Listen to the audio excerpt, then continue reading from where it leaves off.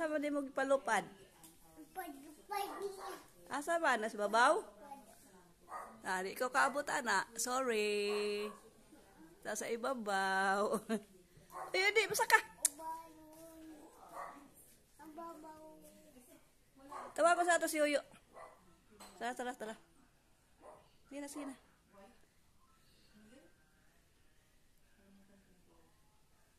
Oh, babaw kayo. Di maabot na ako.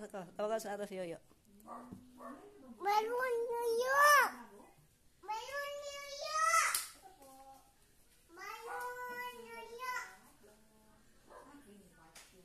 Balon Yoyo. Nilupad ang akong balon. Hindi po kami kasi isang beses lang kami dalawang araw lang pala. Isang beses lang kami nakita. Bale, nung natin ng Friday. Katol? Sa mga nagtatanong, bakit hindi ako naka-back up kay Bini Maloy ng website? Katol? Kasi, dahil akong na-inform kasi diba Friday ako na contest. So, after nun, saka pa ako kumagang mag-rehearsal kami for the red carpet that was around 6 p.m. na. Tapos, in-inform ako. Dili magsaksak ha kay Daw kami kay Bini Maloy that night na. And then, nahihirapan ako kasi guys, may work ako dahil ako yung mga phones ko doon sa Manila. So, I need to work pa. Hindi ako nakapaganda, hindi ko alam na may rehearsal na mangyayari. Yung mga phones na iwan sa hotel. So, sabi ko, hindi naman pwedeng dalhin ko rin yung phones dito kasi walang stable na sana. Sa to. Ito nga bli. Na nag-open sa gate. Ay, si Lola. Nanay Bun, dali. Na si Lola, si Nanay Bun. Dali, tara. Tara. Lola. Tara, si Lola, oh. Lola Maricel, oh. Lola Maricel.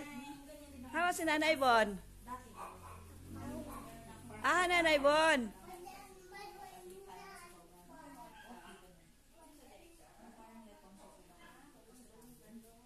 Asa na, sir? Suda na. Suda ni Angel, oh. Loto niya, oh, pangbuntag. Paano dyan sa sa area nyo, may mag-aaral kasi meron akong mga contact sa mga okay? Sila Ate KZ, sila, basta lahat.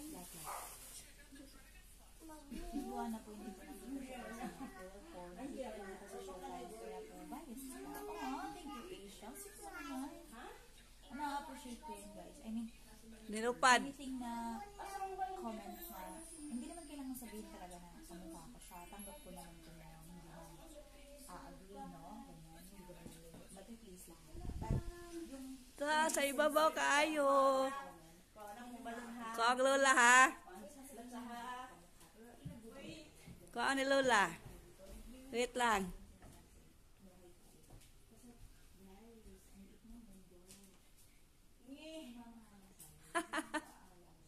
Di maabot.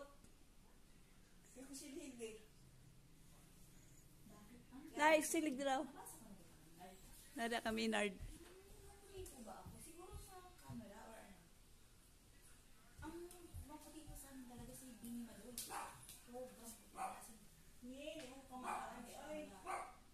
Mao gani.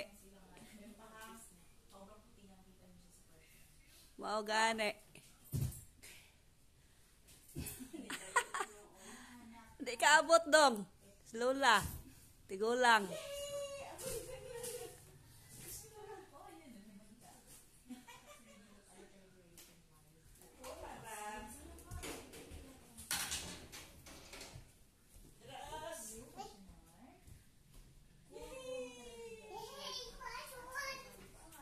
Ay, nagsaka.